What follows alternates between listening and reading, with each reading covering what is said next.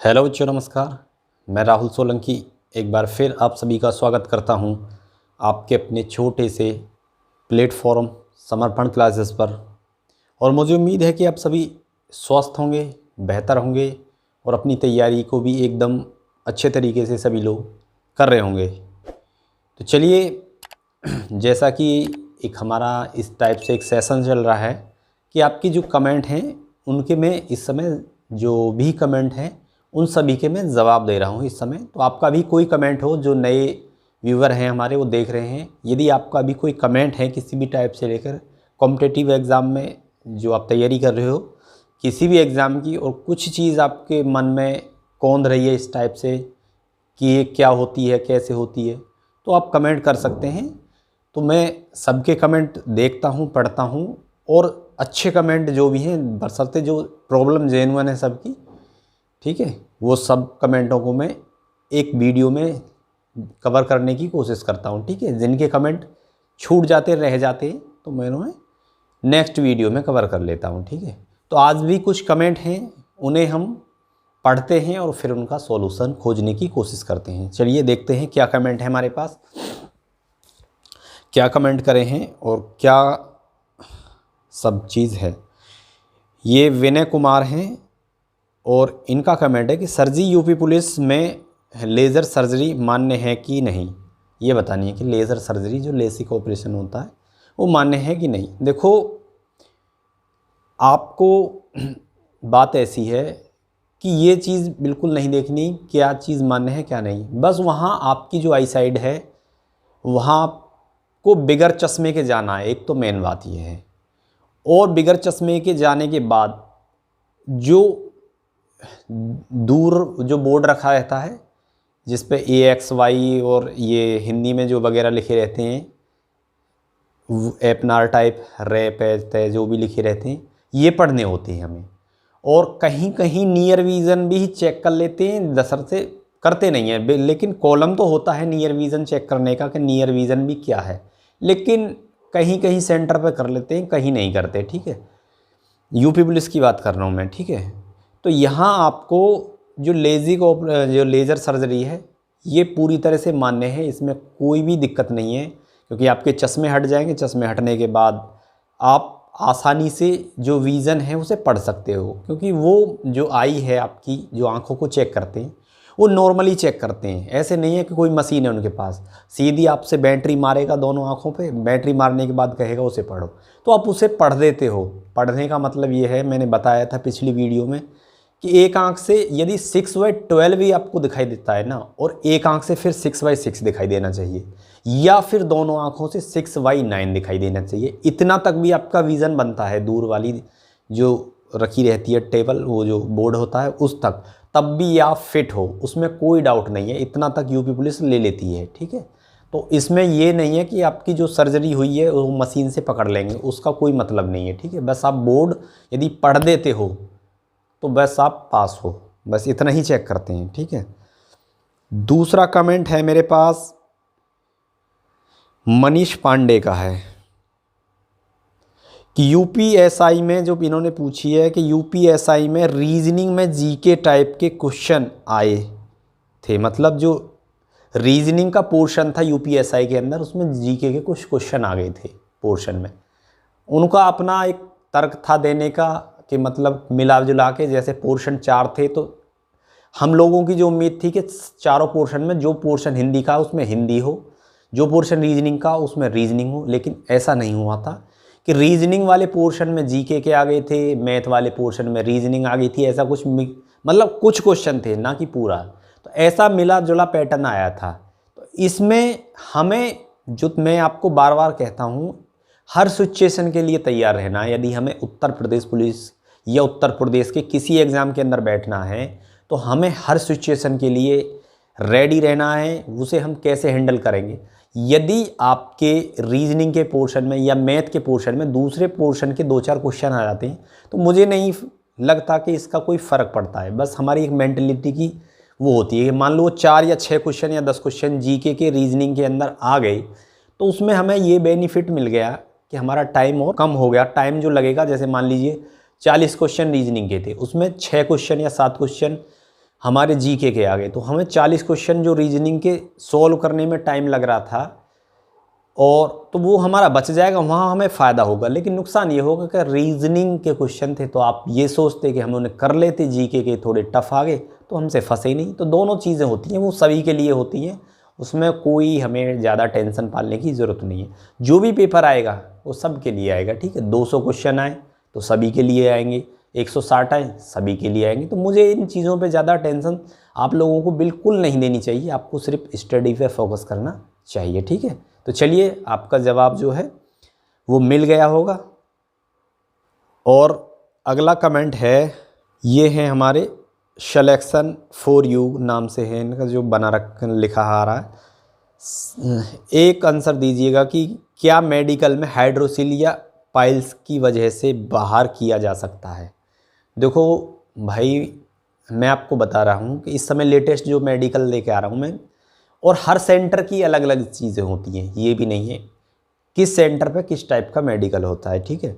लेकिन एक normal common वे में बता रहा हूँ, यदि आपको जिस समय आपका मेडिकल हो रहा है यदि हाइड्रोसिल है तो उस समय वो आपको बाहर निकाल देंगे, ठीक है, उसमें कोई डाउट नहीं है। पाइल्स यहाँ चेक नहीं की गई थी, ठीक है, जो सेंटर थे मेरठ, यहाँ पाइल्स चेक नहीं की गई थी, लेकिन हाइड्रोसिल चेक हुई थी। यदि आपको उस समय हाइड्रोसिल है जिस समय आपका मेडिकल है, ठीक है, तो आपको बाहर निकाल देंगे। लेकिन ये है कि आपको हाइड्रोसिल है, आपने पहले ऑपरेशन करा रखा है, जैसे भी ठीक हुई है आपकी हाइड्रोसिल, तो आप उस समय नॉर्मल हो, तो ये नहीं है कि आपको पहले हाइड्रोसिल थी, आपका ऑपरेशन वगैरह हो रखा है तो आपको उस वजह से बाहर निकाले, उस वजह से कोई बाहर नहीं निकालेगा आपको। यदि प्रेजेंट में आपको हाइड्रोसिल है तो हाइड्रोसिल में आपको बाहर निकाल देंगे, मतलब रीमेडिकल लिख देंगे। इतनी जल्दी टाइम भी नहीं मिलता रीमेडिकल में, रीमेडिकल 5-6 दिन का बीच में गैप हो रहा था यहाँ भी। तो आप यदि हाइड्रोसिल की समस्या है तो उससे निजात पा लीजिए अभी, ठीक है। बाकी जब मत देखिए कि जब हम मेडिकल के टाइम पे ही इसका जो भी कराना है वो कराएंगे, ट्रीटमेंट जो भी होता है, ठीक है। मुझे ट्रीटमेंट की ज़्यादा जानकारी नहीं है, ठीक है, बाकी ऑपरेशन वगैरह तो होता ही है इसमें। और देखो, इनका नाम तो दिखाई नहीं दे रहा मुझे। इन्होंने कमेंट में लिखा है कि 12th के रिजल्ट में फ़ोटो दूसरे का आ गया है। 10th बीए में सही है, जो 10th और बीए इसमें सही है, लेकिन 12th में फ़ोटो दूसरा आ गया है। यदि आपका फ़ोटो दूसरा है, देखो मैं आपको बता रहा हूँ, देखो फ़ोटो वगैरह ज़्यादातर जो मैचिंग होती है 10th के ही उस पर ही डेट ऑफ बर्थ की मैचिंग होती है, ठीक है। मैचिंग जो फ़ोटो वगैरह की आपकी होती है वो आइडेंटिटी आधार कार्ड वगैरह से होती है।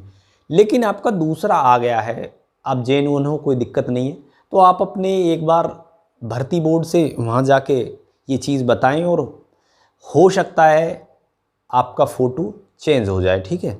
यदि नहीं होता चेंज के लिए वो मना कर दें, क्योंकि नाम में तो करेक्शन हो जाता है। फ़ोटो वाले में ये केस जो है, फ़ोटो वाला ये है कि कभी चेंज मैंने तो कराया नहीं है फ़ोटो वाला, नाम की तो मुझे पूरी जानकारी है। लेकिन फ़ोटो यदि दूसरा तो एक बार भर्ती बोर्ड आप जाके देख सकते हैं।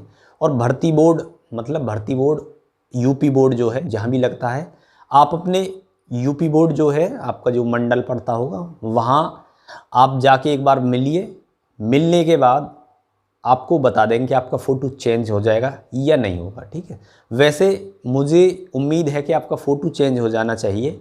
वो आपको यदि देंगे तो हाथ से बना के दे देंगे मार्कशीट, ठीक है, उस पर अपना मोहर वो लगा के उस पर आपका फ़ोटो लगा के, ठीक है। और यदि आपका फ़ोटो चेंज नहीं होता है तो लास्ट फिर एक ही रास्ता बचता है, वो एफिडेविट का, वो भी बनवाना जब आपका DVPST हो, और बनवा के उन्हें देना मत, और ना ही ये चीज़ कुछ बताना, ठीक है। वहाँ आपने DVPST कराते रहना, मांगें और पूछें टोकें तो दे देना, ठीक है। उससे पहले अपने आप ज़्यादा उंगली करने की ज़रूरत नहीं है। पहले तो भर्ती बोर्ड में आप वहाँ जाके मुलाकात कर लीजिए, मतलब यूपी बोर्ड जो है हमारा, जहाँ से आपने 12th किया है उस बोर्ड से, वहाँ जाके एक बार मिलिए, मिल के पूरी समस्या बताइए, तो आई होप आपकी जो फ़ोटो है वो समस्या दूर कर देंगे, वही, ज़्यादा कहीं जाने की ज़रूरत है नहीं, ठीक है। देखो ये लिख रहे हैं कृष्ण पाल, इन्होंने कहा कि सर मेरी स्क्रीन पर सफ़ेद दाग हैं, मेडिकल में कोई परेशानी तो नहीं होगी।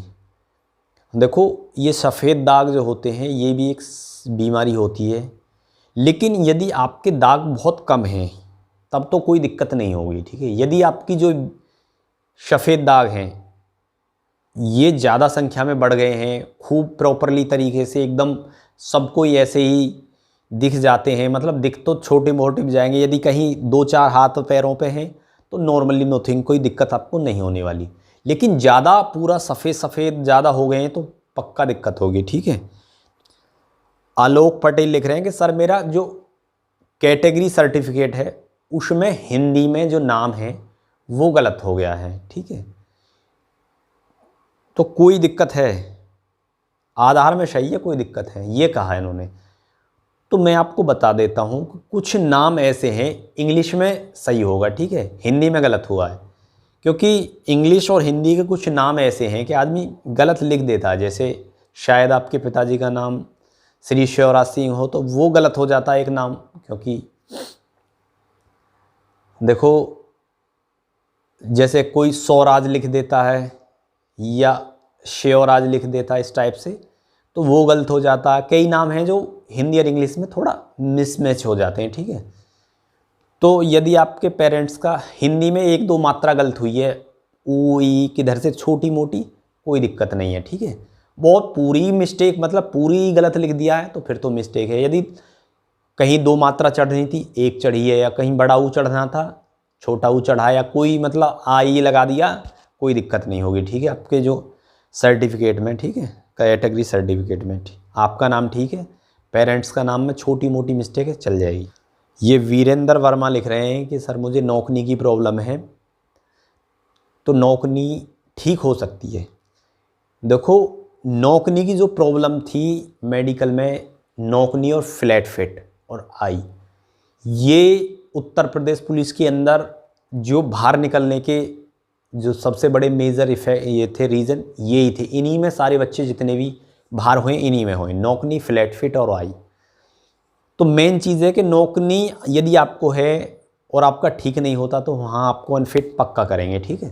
तो नौकनी आप यदि कुछ एक्सरसाइज हैं, आप किसी जो फिज़िकली कोच होते हैं या यूट्यूब का सहारा लेके नौकनी को सही कर सकते हैं, क्योंकि एक शेप है नौकनी की, ये शेप हम अभी उम्र कम है थोड़ी चेंज हो जाती है। ज़्यादा नौकनी क्योंकि मुश्किल से 1-8 इंच का थोड़ा होता होगा जो आपका टच होता होगा, ज़्यादा टच नहीं होता होगा, ठीक है। 1-8 इंच गैप जो है वो ठीक हो जाएगा आपका यदि अभी से प्रैक्टिस करें आप, और जो हेल्प है किसी कोच की या किसी जो ट्रेनर होते हैं या यूट्यूब से जैसे भी लें, उस हिसाब से जो एक्सरसाइज है उन्हें करते रहें। नौकनी आपका बहुत अच्छी रिकवर करेगा, नौकनी आपका जब तक मेडिकल होगा बहुत अच्छी स्थिति में आपका पहुंच जाएगा, ठीक है। नौकनी में आप फिट हो जाओगे, ठीक है, नौकनी में आपको कोई प्रॉब्लम नहीं होगी अभी से इस पर फोकस करोगे तो, ठीक है। ये नज़ारे आलम हैं, इनका कमेंट है सर मेरे 3 दांत का RCT हुआ है और 2 दांत निकलवाना पड़ा है, तो हेड ऑपरेटर में कोई दिक्कत। देखो यदि आपके दांत का RCT हुआ है और तो इसमें आपको कोई दिक्कत नहीं होगी दांतों में। दांत तो वो बहुत मतलब एक तरह से ये समझो दांत तो देख भी नहीं रहे, ठीक है। यदि आपका एक आध दांत कोई दाढ़ वगैरह भी कम है तब भी कोई दिक्कत नहीं है आपको, ठीक है। दांत तो वो चेक कर भी नहीं रहे थे, बाकी मुंह फटवा के वैसे देख रहे थे, लेकिन फिर भी जो यदि गंदे वंदे हैं तो साफ़ सफाई अपना करा लो। और बाकी वैसे यदि RCT हुआ है तो RCT में कोई दिक्कत नहीं है आपको, ठीक है। चलिए आज के लिए इतना ही काफ़ी है। बचे हुए जो कमेंट हैं आपके वो नेक्स्ट वीडियो में आपके सभी कवर करे जाएंगे। आई होप आप सभी को अच्छे से चीज़ें समझ में आई होंगी, और मैं और उम्मीद करूँगा कि आपको जो और कमेंट हैं आपके उन्हें जल्दी से जल्दी अब तक पहुँचाऊँगा, ठीक है। तो चलिए मेरा सभी को नमस्कार।